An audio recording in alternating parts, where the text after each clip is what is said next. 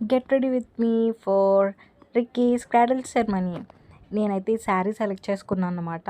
బాగుంది కదా, ఈ పింక్ అండ్ గ్రీన్ నా చిన్నప్పటి నుంచి ఉండేది. ఇదైతే మా చెల్లి లెహెంగా తీసుకుంది, వైలెట్ అండ్ గోల్డ్ కలర్. నేను నైటే బ్యాంగిల్స్, ఇయర్ రింగ్స్ అన్నీ కూడా నేను సెట్ చేసేసుకున్నాను.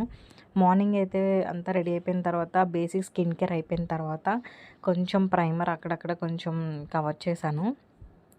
ఆ తర్వాత లిప్స్ డ్రైగా ఉన్నాయని చెప్పేసి కొంచెం లిప్ బామ్, ఆ తర్వాత ఫౌండేషన్ అయితే కియా బ్యూటీ నుంచి నాకు ఫేవరెట్ ఫౌండేషన్ ఇది. చాలా గోల్డ్ ఫినిష్ వస్తుంది అనమాట.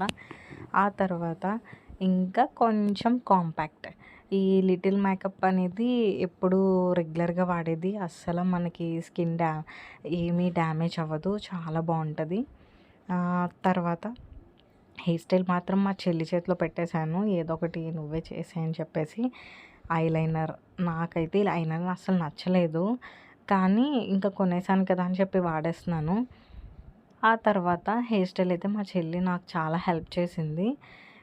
ఈ ఇయర్ రింగ్స్ ఉన్నాయి కదా, ఇయర్ రింగ్స్ అయితే నా మ్యారేజ్ టైంలో తీసుకుంది. 5 ఇయర్స్ అయిపోతుంది అవి, అయినా కూడా నేను ఇప్పటికీ యూస్ చేస్తున్నాను. చాలా అంటే చాలా బాగుంటాయి. నాకు అలా పెద్ద పెద్ద బుట్టలు ఉంటే నాకు చాలా ఇష్టం అనమాట. అందుకని ఈరోజైతే నేను చెల్లైతే ట్రెడిషనల్గా రెడీ అవుదామని అయితే ముందే ఫిక్స్ అయ్యాము.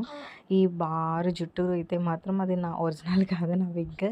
ఒకప్పుడు అలానే ఉండేది నా హెయిర్.